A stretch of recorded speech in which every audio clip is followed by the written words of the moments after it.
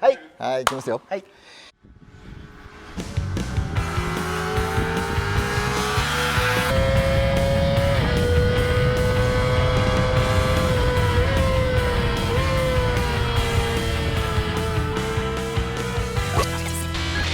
ついにはい。ZX25R はい。乗っちゃいました。ね。僕ね、待ち望んでたんですよ。4おう気筒。はい。なぜかというと、2気筒でずっとレースをやらさせていただいてたので、あ、ここのとこね。ここのとこ、はいはい、そうそうここにそうそう。もう5、6年ぐらいやってるかな、ずっとやってて、でまあ、まあそんな関係もあって、やっぱり気になるじゃないですか。25はみんな基本ツインですもんね。ツインなんですよ、僕が乗ったのはツインなんで、はい、でまあツインも良かったんですけど、まあね、新しく4気筒が出るっていうのですごい気になってましたね、はい、早く乗りたかった。どうです？もいやうズバリ25世界チャンピオンですからね。でも、うん、思ってたより良かったです。もっとね、僕下がないかと思ったんですよ。おお。中間トルク、はいはいはい、下から中間トルクがないと思ってたんですけど、意外と今日まあ2気筒とも走りましたけど、2気筒のレーサーと走っても遜色ないぐらい速いので、というかね、おそらく今まで例えば昔、まあ80年代とかも254発あるじゃないですか、ああいうのを覚えてる人、もしくは400の4発もあるでしょ、あの辺イメージしてる人には多分理解できない下だよね、これ。だから僕免許取り立てのもん、時に、FZ250 フはいはいはい、ェザフェザー4発をちょっと知り合いからお借りして乗ってたんですけど、あのイメージがあったんで、多分全然走んないのかなっていうイメージだったんですよ。下が回すと速いっていうイメージあったんですけど、まあね、そこはもう時代ですからね。というかね、本当に多分ね、乗らないと分かんないと思うけど、中速があるといってもただ粘るんじゃなくて、開けたら前へ出るじゃないですか。そうなんですよね、出ていくんで、ね、まあまあそこも出るし、もっと言うとね、さっき言った2気筒のレーサーと走ってやっぱり4速5速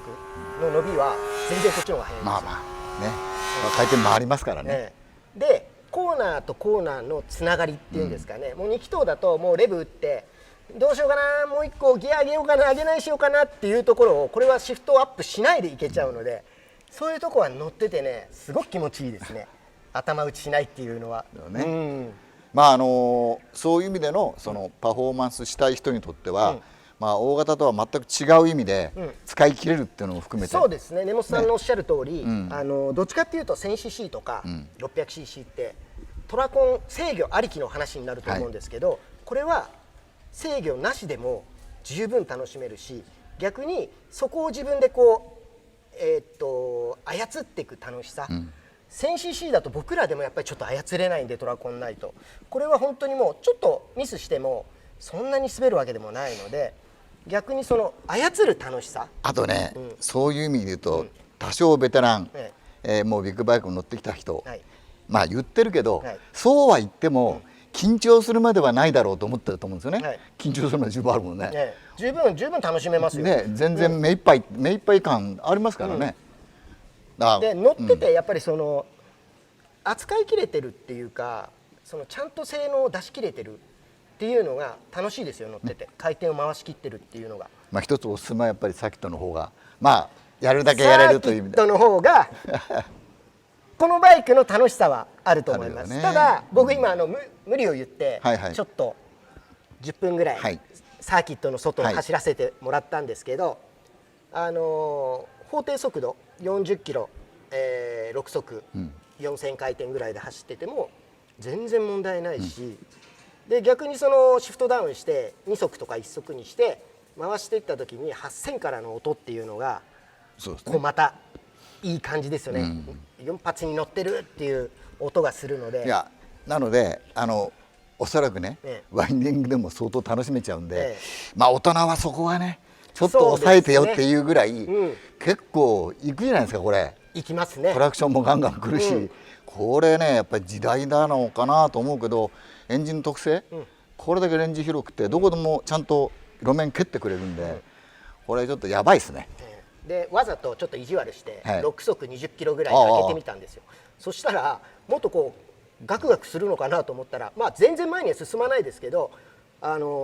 クガクもなくゆっくりビューンってこうスムーズに回転上がってくるんで、私も試しました。そういうところが面白いなと思って、その乗っててそのエンジンの谷とか、そういうのはあんまり感じないですよね。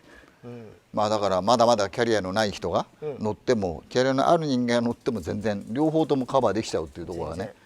すごいなと思いました。でもぜひね、僕はサーキットで走ってもらいたいなってまあね、ちょっと腕に自信のある、もしくは覚えのある、もしくはこうちょっとアグレッシブに乗りたいという人はこっちの方がむしろ楽しめるよっていうね。そうですね。このレンジっていうかこのステージの方が、サーキットステージの方が楽しめる。でもっと楽しみたいとなるとやっぱタイヤをもうちょっとまあね、そこまで今始まっちゃったらきっと行くでしょうね。ありますけどね。まだ出たばっかなんで。でも十分ノーマルでも今日走ってて楽しかったんで、まずはスタンダードで楽しむっていうのも一つの手じゃないかなと思いますけどね。僕はちょっと記事でも少し触れたんですけど、この250にこういうフォークがついてるから前が S っぽくないのがやっぱり乗っててすごい。そうですね。見た目もやっぱりその250の見た目じゃないですよね。こう乗ってて。ね、前がどっちかっていうと、ここでやっぱりちょっとやっぱりなんかこう小さいクラスだなっていうのがないじゃないですか。ないですね。だからそこはやっぱりこう大型からサイズダウンしていく人が、そういう意味でのストレスがないっていう。あと僕個人的ですけど、はい、メーターがアナログなのがいい。タコメーターがそうなんだ。見やすいですね。見やすいね。シフトアップするときに、特にサーキットだと。はい。この辺でピカピカ光ってますね、いろいろ。そうですね。はい。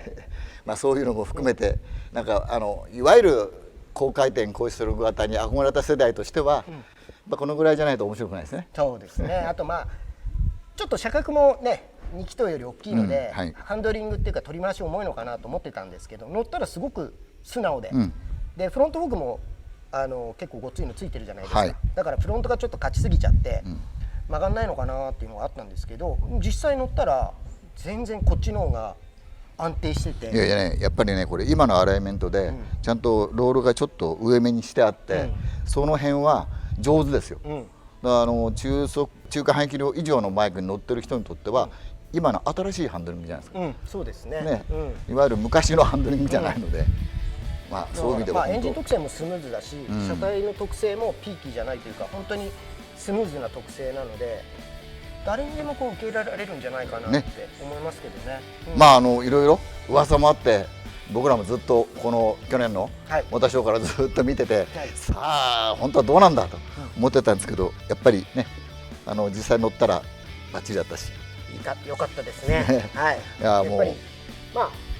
実際に乗ってみて、すごくいいし、早くこれでまたレーサーを作ってもらってレースしたいなという感じですね。まず試乗してみた方がいいですね。そうですね。まず試乗していただいて、その良さを体感していただければいいんじゃないかなと。ね、なんか本当いい時代が来たなと。こういう選択肢が、そうとかからのステップダウンじゃなくて、もうこれでいいかなっていうとこもありますけどね。逆にこのぐらいコンパクトで、まあエンジンも走るし、ちょっと乗りましたけど外も全然疲れないし、十分ロングツーリングもできるし、逆に高速道路とか楽なんじゃないかなと思いますけどね。今日はちょっと時間がなくて高速道路までは行けなかったですけど、まあはい、原田さんのお墨付きということで、ちょっと今のベストバイ250ですね、これ。今はそうですね。はい。残念ながらなんか買えないみたいですけどね、売れちゃって。全然ね、足らないという。まあでもいいことですよね。はい。まあこれからが楽しみということで、はい、ありがとうございました。ありがとうございました。